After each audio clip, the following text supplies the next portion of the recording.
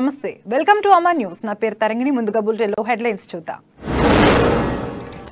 అమ్మా news brochure ఆవిష్కరించిన MP Arvind media రంగంలో అమ్మా న్యూస్ నూతన ఒరవడి సృష్టించాలన్న ఎంపీ ప్రభుత్వ వైఫల్యాలను ప్రజల్లో ఎండగడతామన్న ఎంపీ ప్రభుత్వ నిరంకుశ వైఖరిని విస్తృతంగా వివరిస్తామన్న ధర్మపురి అరవింద్ ఘనంగా పట్టణ పద్మశాలి సంఘం నూతన కార్యవర్గ ప్రమాణ స్వీకారం పద్మశాలీలు రాజకీయాల్లో కూడా ఉన్నతంగా ఎదగాలన్న ఎమ్మెల్యే మంత్రి గంగుల ఇంట్లో సోదాలపై 300 కాపు నేతలు ఆగ్రహం కాపుల జోలికి వస్తే ఊరుకునేది లేదని హెచ్చరిక ఉద్యానవన శాఖ అధికారులతో జిల్లా కలెక్టర్ సమీక్ష ఆయిల్ ఫామ్ సాగుపై రైతులకు అవగాహన కల్పించాలని సూచన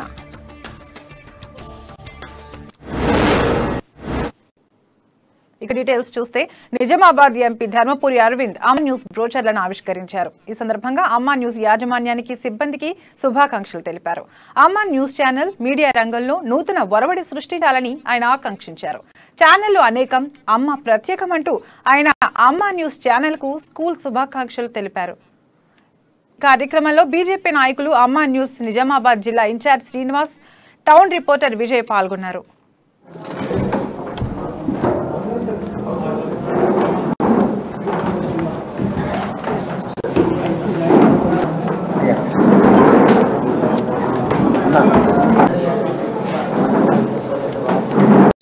ఆల్ ది బెస్ట్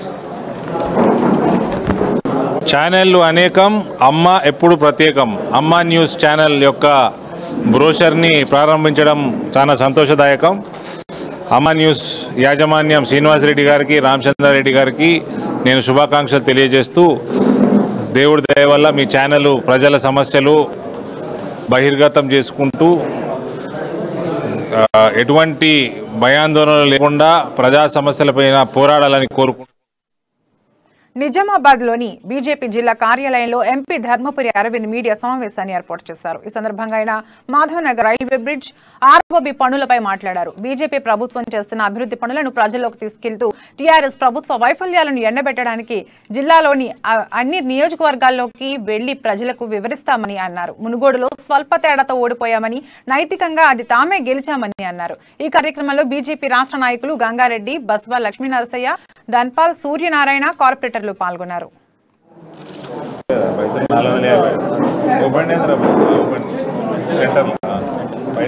ఎదుగుతుంటే కొద్దిగా టీఆర్ఎస్ ప్రభుత్వం భయంలో పడుతుంది తరుగు తగ్గించినట్టున్నారు 8 కిలోలు 10 కిలోల నుంచి అంత పెద్ద కంప్లైంట్ వస్తలేవు యాజ్ ఆఫ్ నౌ వీళ్ళు చేసింది ఎంత అంటే ఇప్పటికి 10% కూడా చేయలేదు వీళ్ళు ఓవరాల్గా 8 లక్షల మెట్రిక్ టన్నులు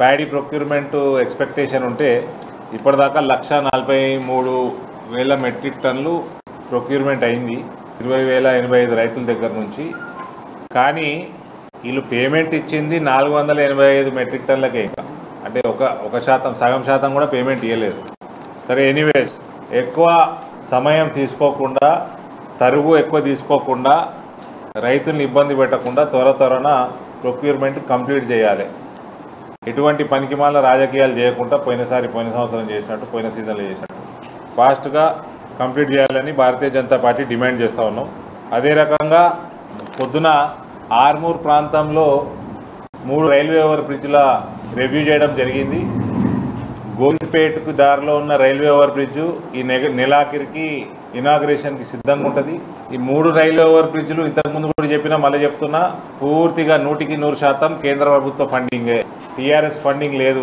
బ్రిడ్జ్కు లేదు అప్రోచ్ రోడ్లకు లేదు దేనికి లేదు total everything from beginning to end 100% it is central government funding Govindpet ready by this month end ఊరు మామిడిపల్లిలో శాంక్షన్ 4 సంవత్సరాల క్రితమైన 2 సార్లు డిజైన్లు మారి రాష్ట్ర ప్రభుత్వం ఇక్కడున్న ఆర్ఎండ్బి డిపార్ట్మెంట్ నుంచి ఆ డిజైన్ మార్చడంలో చాలా డిలే చేసి ఫైనల్గా మే 28, 2020 బీసీల్లో అధిక జనాభా కలిగిన పద్మశాలీలు రాజకీయాల్లో కూడా ఉన్నత స్థాయికి ఎదగాలని నిజామాబాద్ నగర ఎమ్మెల్యే బీగాల గణేష్ గుప్తా ఆకాంక్షించారు నిజామాబాద్ పట్టణ పద్మశాలి సంఘం నూతన కార్యవర్గ ప్రమాణ స్వీకార కార్యక్రమానికి ఆయన ముఖ్య అతిథిగా హాజరయ్యారు నిజామాబాద్ నగరాన్ని హైదరాబాద్కు ధీటుగా కోట్లాది రూపాయలతో అభివృద్ధి చేస్తున్నట్లు చెప్పారు.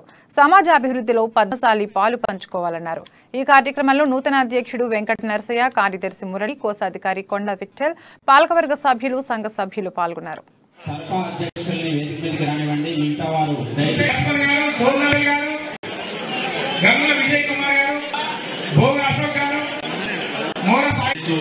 ఎప్పుడు ఇంతకుముందు 2 ఎలక్షన్లలో కూడా నాకు అండగా ఉన్నారు. ఇక ముందు కూడా నన్ను దీవిస్తారనేటటువంటి నమ్మకం నాకుంది. ఎందుకంటే ఇంతకుముందు నేను చెప్పిన మా లెక్కనే మీరుంటారు, మీ లెక్కనే నేనుంటాను కాబట్టి మరి అందరూ భోజనం పోదు. చాలా మంది ఇంకా ఎక్కువ మంది లేరు. మన మేయర్ గారు ఒకసారి మాట్లాడతారు, మా రాజేశ్వర గారు, ఎర్రన్న గారు, ముగ్గురు మిగతా వాళ్ళ సంగతి నాకు తెలియదు. మరి ఇది కాకుండా ఒకే ఒక్క నిమిషం అండర్ గ్రౌండ్ డ్రైనేజ్ ఇక్కడ నిజామాబాద్ కట్టాలనుకున్నప్పుడు మా తమ్ముడు కొన్ని కొట్టాడు నాకు, అన్న వద్దు, గతంలో పాలకులు దీనివల్ల అవాస్తవాలు ఓడిపోయిందని చెప్పింది. కానీ భావి భారత నిజామాబాద్ పౌరుల కోసం కాబట్టి ఇది చెయ్యాలని చెప్పేసి ఆ బాధ్యత తీసుకొని పూర్తి చేసినాం. ఇప్పుడు ఐటీ హబ్ కరీంనగర్లో ఉంది, ఖమ్మంలో ఉంది, వరంగల్లో ఉంది. కానీ ద బెస్ట్ ఐటీ హబ్ ఎక్కడ ఉందంటే నిజామాబాద్లో ఉండబోతా ఉంది. కలెక్టరేట్ కూడా ఇంటిగ్రేటెడ్ కలెక్టరేట్ ప్రతి జిల్లా హెడ్ క్వార్టర్ లో కట్టింది కూడా సేమ్ ప్లాన్ తోనే కట్టింది. కానీ బెస్ట్ ఇంటిగ్రేటెడ్ కలెక్టరేట్ మాత్రం మన నిజామాబాద్ వచ్చింది. మరి మినీ ట్యాంక్ బండ్ కూడా ప్రతి నియోజకవర్గంలో కడతా ఉన్నారు. తెలంగాణ రాష్ట్రంలో మన the best mini tank bund Nizamabad ఉండబోతా ఉంది. The best municipal office Nizamabad ఉండబోతా ఉంది. ఇవన్నీ మీ ఆశీర్వాదంతో, మీ సహకారంతో ఇవన్నీ కొనసాగుతా ఉన్నాయి. ఇక ముందు కూడా ఈ పనులు కొనసాగిస్తారని చెప్పేసి తెలియజేస్తూ మరోసారి మా నరసయ్య గారికి, మా మురళి గారికి, వారి మిత్ర బృందాలందరూ కూడా మున్నూరు కాపుల జోలికి వస్తే ఊరుకునేది లేదని మునుగోడులో టీఆర్ఎస్ గెలుపును ఓర్వలేక ఈడీ దాడులు చేస్తే సహించేది లేదని బాజిరెడ్డి జగన్మోహన్ అన్నారు. నిజామాబాద్ జిల్లా కేంద్రంలో ఆయన మీడియాతో మాట్లాడారు.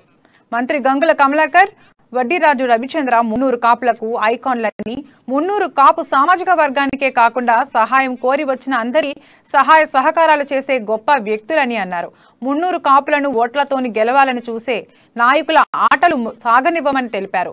బీజేపీకి ప్రతి రాష్ట్రంలో వ్యతిరేకత ఉందన్నారు. మునుగోడులో ఓడిపోయారనే ఈడీ దాడులతో భయపెట్టాలని చేస్తున్నారని, ఎలాంటి బెదిరింపులకు పాల్పడినా ఊరుకునేది లేదని హెచ్చరించారు. ఇదే దొంగలు బంధం చేశారు. మున్నూరు కాపులు బక్రా చేస్తున్నారు, అందులో పెట్టి వ్యవస్థను అమ్మేస్తారు. జిల్లా మున్నూరు కాపు సంఘం నిజామాబాద్ ఆధ్వర్యంలో ఈరోజు ఈ ప్రెస్ మీట్ పెట్టడం జరుగుతుంది. ఇది మున్నూరు కాపు సంఘం తెలంగాణ రాష్ట్రం సంఘానికి అనుబంధ సంఘం. దాంట్లో ఇక్కడ ఉన్నటువంటి నగరానికి చెందినటువంటి ప్రముఖులు ఉన్నారు. మరి వివిధ కాన్స్టిట్యున్సీకి సంబంధించినటువంటి సభ్యులు కూడా ఉన్నారు. ఈరోజు మేము మాట్లాడడానికి వచ్చింది ఒకటే విషయం ఏంటంటే, నిన్న ఏదైతే మనం టీవీలలో చూసినాం, మనం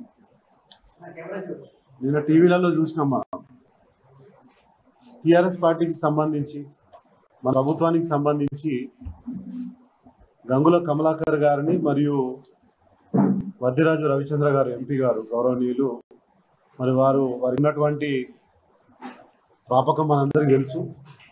వారి గురించి ముందుగా నేను ఒక 2 మాటల్లో చెప్పదలుచుకుంటున్నా. మరి మున్నూరు కాపు సంఘం అనేది చాలా సంవత్సరాలుగా ఏకతాటిపై నడిచినటువంటి సందర్భాలు లేవు. మరి మన తెలంగాణ రాష్ట్ర సమితి ప్రభుత్వం ఏర్పాటైన తర్వాత గంగుల కమలాకర్ గారికి మంత్రి పదవి ఇచ్చిన తర్వాత మరి ఆయన ఇనిషియేటివ్ తీసుకొని ఈరోజు అన్ని జిల్లాల్లో మాలాంటి సభ్యులతోటి కమిటీస్ వేయడము, మరి ప్రభుత్వంతో కేసీఆర్ గారితో మాట్లాడి, ముఖ్యమంత్రి గారితో మాట్లాడి మాకు 5 ఎకరాల భూమిని 5 కోట్ల రూపాయలని రాష్ట్ర మున్నూరు కాపు సంఘానికి గాను వారు శాంక్షన్ చేయడం జరిగింది. ముందు దానికి వారి కృతజ్ఞతలు తెలియజేసుకున్నాం. మరి వారికి రకరకాలుగా ప్రతి జిల్లా నుంచి, ప్రతి ఊరు నుంచి వారికి కృతజ్ఞతలు తెలుపుకున్నాం. ఈరోజు మాకు వాళ్ళిద్దరు కూడా ఒక ఐకాన్స్, గంగుల కమలాకర్ గారు కావచ్చు, వడ్డీరాజు రవిచంద్ర గారు కావచ్చు, మాకు మున్నూరు కాపు సంఘానికి, మున్నూరు కాపు సామాజిక వర్గానికి ఈరోజు వారు ఐకాన్స్. ఎందుకు అంటున్నానంటే, చాలామంది సంపాదించుకుంటారు, కానీ సమాజానికి తిరిగి ఇవ్వరు. కానీ మీరు సంపాదించుకున్న దాంట్లో చాలా పెద్ద మొత్తంలో సమాజానికి కానీ ఒక మునురు కాపు సామాజిక వర్గానికే కాదు, ఆయిల్ ఫామ్ సాగుపై రైతులు మొగ్గు చూపే విధంగా వ్యవసాయ ఉద్యానవన శాఖ అధికారులు అవగాహన కల్పించాలని నిజామాబాద్ జిల్లా కలెక్టర్ జితేష్ పాటిల్ అన్నారు. కామారెడ్డి కలెక్టర్ కార్యాలయంలోని సమావేశ మందిరంలో ఆయిల్ ఫామ్ సాగుపై అధికారులతో సమీక్షా సమావేశం నిర్వహించారు. రైతులకు ప్రభుత్వం రాయితీపై ఆయిల్ ఫామ్ మొక్కలను పంపిణీ చేస్తుందని తెలిపారు. రాయితీపై విందు సేద్యం ఏర్పాటు చేసుకోవచ్చని సూచించారు. జిల్లాలో 1800 ఎకరాలలో ఆయిల్ ఫామ్ సాగు చేయడానికి రైతులు రిజిస్ట్రేషన్ చేసుకున్నారని చెప్పారు. రైతు వేదికలలో అవగాహన సదస్సులు ఏర్పాటు చేసి ఆయిల్ ఫామ్ సాగుపై విస్తృతంగా ప్రచారం చేపట్టాలని సూచించారు.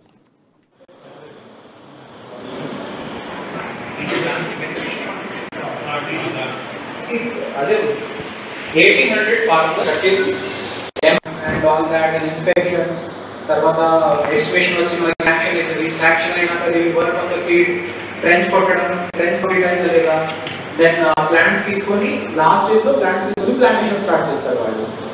సో ప్లాంటేషన్ మన దగ్గర సఫిషియెంట్ ప్లాంట్స్ అవైలబుల్ ఉన్నాయి. ఓకే, సో నర్సరీలో ఐ థింక్ అరౌండ్ 40,000 వరకు ప్లాంట్స్ రెడీ ఉన్నాయి. Only gap is coming near farmers registration చేసి ఉన్నారు. Unless this whole army of the వాళ్ళు దున్నడం స్టార్ట్ చేస్తారు, నెక్స్ట్ సీజన్ కోసం వరి మనీ పెట్టేస్తారు. అండ్ దెన్ అంతా మనకి అచీవ్మెంట్ కాదు. ఓకే, సో కొత్త ఫార్మర్స్ కి మళ్ళీ వెతకాలి, వాటికి ఒప్పించాలంటే ఇట్ ఈస్ ఈ huge task, almost impossible. So ఇక్కడ I want to give more time, but కొన్ని priority items పైన focus ఉంది కాబట్టి this is one of them. So I thought at least I can come and address all the officers in this group. But I request that each and every officer please guide them what is expected from each and every field officer. And then please see that farmers కి కూడా tracking చేయాలి. How many farmers were registered, how many they have paid the beneficiary contribution, and next stage కి ఏం అవుతుంది, right? So అంతా పకడ్బందీగా చేస్తేనే మనం ఇది ముందుకు వెళ్తాము. And please understand that as a state, huge investment is going into this project. Okay, so half-hearted attempt to ఇది కాని కాదు ఈ పని. Now we have gotten into it, అవి పూరా करके complete करना है. So the industry.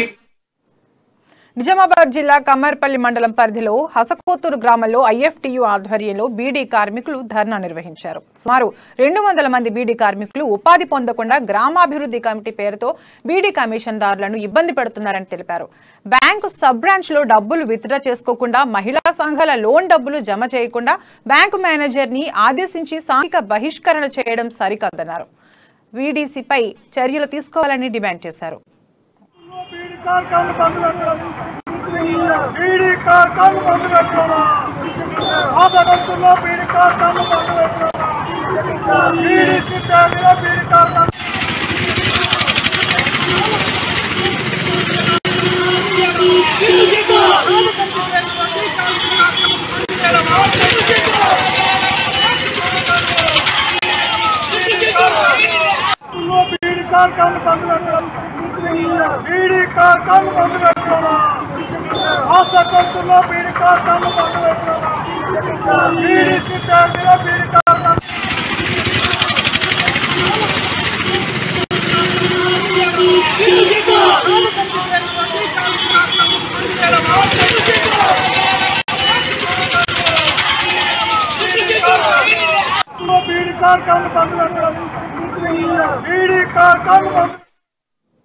నిజామాబాద్ జిల్లా మెండోర మండల కేంద్రంలోని బీఆర్ఎస్ పార్టీ కార్యాలయంలో సీఎం సహాయ నిధి చెక్కులను పంపిణీ చేశారు. వివిధ గ్రామాలకు చెందిన 11 మంది లబ్ధిదారులకు కలిపి 6 లక్షల రూపాయల చెక్కులను అందజేశారు. 8 సంవత్సరాలుగా దేశంలో మరెక్కడా లేని విధంగా ఎన్నో సంక్షేమ పథకాలు తెలంగాణ రాష్ట్రంలో అమలు చేస్తున్నారని డీసీసీబీ డైరెక్టర్ నాగంపేట శేఖర్ రెడ్డి తెలిపారు. ఈ కార్యక్రమంలో జెడ్పీటీసీ సభ్యుడు గంగాధర్, స్థానిక ఉప సర్పంచ్ రాజారెడ్డి, వివిధ గ్రామాల సర్పంచ్లు, ఎంపీటీసీలు, కార్యకర్తలు పాల్గొన్నారు.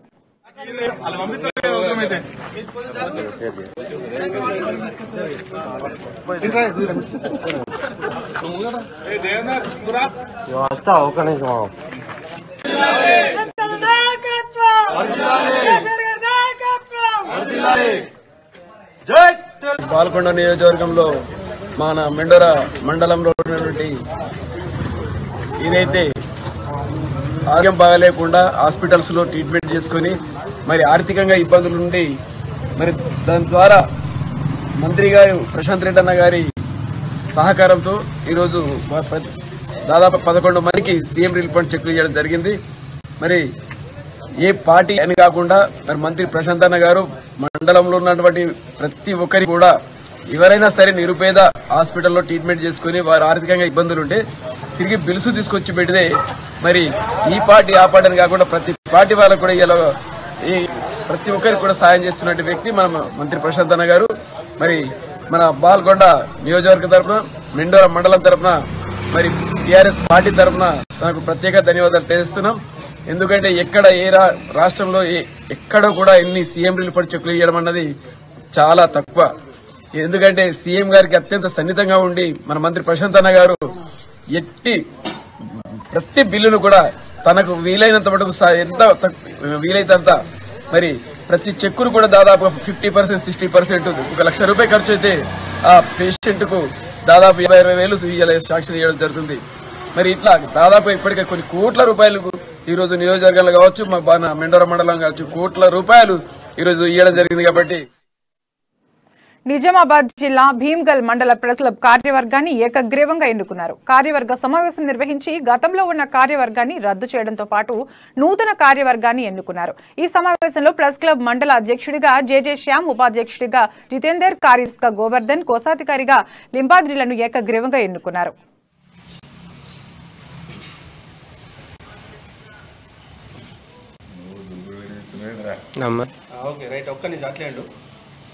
ఫోటో కూడా గిల్లది మన సంపర్కాలు కాదు ఇది ఫోటో గిల్లగల్ది ప్రెస్ క్లబ్ ఎన్నిక అధ్యక్షుడిగా జేజే శ్యామ్, ఉపాధ్యక్షుడిగా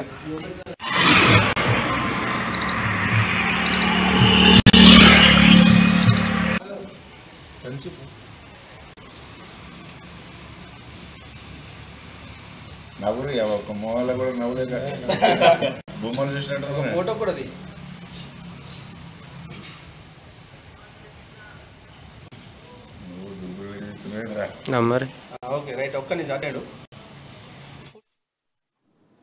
ప్రభుత్వానికి చిత్తశుద్ది ఉండే వెంటనే విద్యార్థుల ఫీజు రియంబర్స్మెంట్ విడుదల చేయాలని డిమాండ్ చేస్తూ బీసీ సంక్షేమ సంఘం వరంగల్ జిల్లా ఆధ్వర్యంలో ర్యాలీ నిర్వహించారు. విద్యార్థుల మెస్ ఛార్జీలు తదితర సమస్యలపై వెంటనే ప్రభుత్వం స్పందించాలని, లేకుంటే ధర్నాను మరింత ఉధృతం చేస్తామని ఏకశిలా పార్క్ నుండి కలెక్టరేట్ వరకు ర్యాలీ చేశారు. హన్మకొండ కలెక్టరేట్ ఎదుట ధర్నా నిర్వహించారు. బీసీ సంక్షేమ శాఖ దిక్కులేని శాఖగా మార్చారని మండిపడ్డారు. ఇప్పటికైనా ప్రభుత్వం స్పందించి విద్యార్థుల సమస్యలను వెంటనే పరిష్కరించాలని డిమాండ్ చేశారు. వైద్యం కోసము ఇంకా కూడా రోడ్డు మీదకి వచ్చే పరిస్థితి ఈ రోజు వచ్చింది. మరి 75 సంవత్సరాల భారతదేశంలో, స్వతంత్ర భారతదేశంలో ఇప్పటికి కూడా ఇంకా అడుక్కునే పరిస్థితి వచ్చింది. మరి మేము ఎంత, మా వాటా ఎంత? మేము 55% ఉన్నాం. 50% మరి ఆ 55% మరి మాకు ప్రభుత్వాలు కల్పించాలి కదా. ఇప్పటి వరకు 55% మరి మా పన్నులతోని మేము కట్టే పన్నులతో ప్రభుత్వ బడ్జెట్ ఏర్పడినప్పటికీ కూడా మరి మా మీద ఎందుకు ఇంత సవితల్లి ప్రేమ చూపిస్తుంది? మరి మేము ఓట్లు వేస్తలేమా? మరి మేము గెలిపిస్తున్నాం కదా మిమ్మల్ని అందరినీ. మేము అడుగుతున్నాం, ఈరోజు వరంగల్ తరపు నుంచి మేము గట్టిగా అడుగుతున్నాం, మా వాటేందో మాకు నిరూపించాలని మేము ఈరోజు జరుగుతున్నాం. మరి ఇంతమంది 55% మరి లెక్కలు ఎందుకు తీస్తలేరు? ఈరోజు చూస్తున్నాం మనము అన్నిటికీ లెక్కలు ఉన్నాయి. మరి జంతువులకు లెక్కలు ఉన్నాయి, మనుషులు అనేటువంటి మాకు లెక్కలు ఎందుకు లేవని కూడా మేము ఈరోజు ప్రశ్నిస్తున్నాం. మరి ఇంతమంది కొత్తపేట ఒమినీ హాస్పిటల్స్ నూతన ప్రపంచ శ్రేణి క్యాన్సర్ కేర్ సెంటర్ ను ఎల్బీ నగర్ ఎమ్మెల్యే దేవిరెడ్డి సుధీర్ రెడ్డి చేతుల మీదుగా ప్రారంభించారు. క్యాన్సర్ బాధితులకు అత్యాధునిక క్యాన్సర్ సేవలు అందించాల్సిన అవసరం ఉందని, రోగుల అవసరాలను తీర్చడానికి అత్యాధునిక క్యాన్సర్ సేవలను ప్రారంభించడం సంతోషంగా ఉందని తెలిపారు. ఆంఖో క్యాన్సర్ సెంటర్లతో ఓమినీ హాస్పిటల్ భాగస్వామ్యం చేసుకోవడం సంతోషంగా ఉందని ఎండీ వెంకటరెడ్డి తెలిపారు. క్యాన్సర్ బాధితులకు అత్యంత అనుభవం కలిగిన వైద్య నిపుణుల వైద్యం సేవలు అందిస్తారని తెలిపారు. బాధితులకు మెరుగైన సేవలు అందించడానికి ఓమినీ హాస్పిటల్ సహకారం ఉంటుందని చెప్పారు.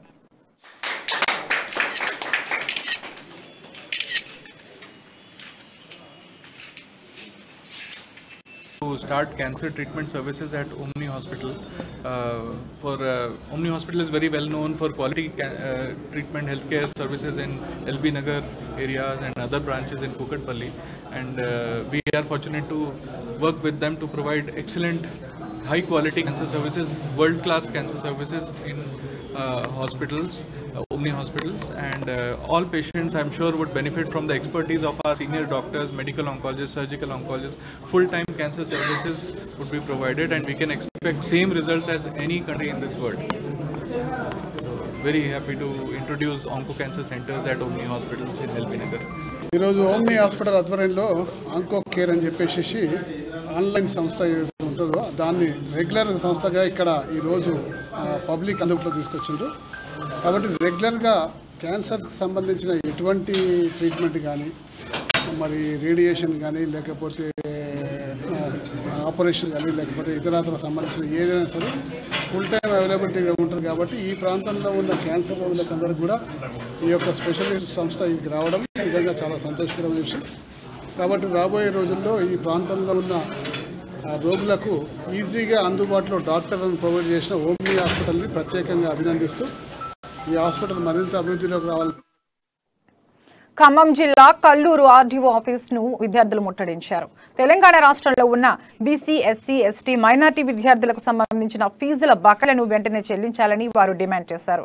ఎన్నో ఆశలతో ప్రత్యేక రాష్ట్రాన్ని సాధించుకుంటే రాష్ట్రంలో నిరుద్యోగం తప్ప ఏమీ మిగల్లేదని ఖమ్మం జిల్లా వర్కింగ్ ప్రెసిడెంట్ నారాయణ అన్నారు.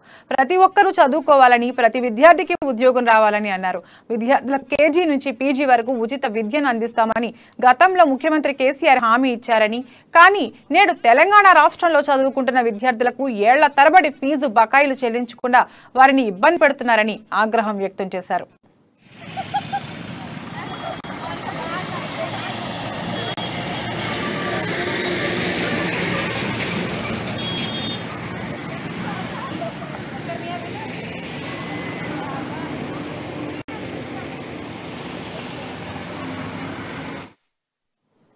మాజీ కాంట్రాక్ట్ వర్కర్స్ యూనియన్ జేఏసీ కార్మిక సంఘాల ఆధ్వర్యంలో గోదావరి ఖని ప్రెస్ క్లబ్ లో మీడియాతో మాట్లాడారు. 1996లో ఎరువుల కర్మాగారం మూతపడే సమయంలో 800 మంది పర్మనెంట్ కార్మికులు, 1450 మంది కాంట్రాక్ట్ కార్మికులు రోడ్డు పడ్డారని, అయితే మూతపడిన సమయంలో 30 మంది కార్మికులు ఆకలి చావుతో చనిపోయారని, కార్మికులకు ఒక్క పైసా కూడా యాజమాన్యం నష్టపరిహారం చెల్లించలేదని వారన్నారు. ఆర్ఎఫ్సీఎల్లో మాజీ ఉద్యోగుల కుటుంబ సభ్యులకు ఉద్యోగ అవకాశం కల్పించకుంటే కుటుంబాలతో సహా మోడీ పర్యటనలో ఆందోళన చేపడతామని హెచ్చరించారు.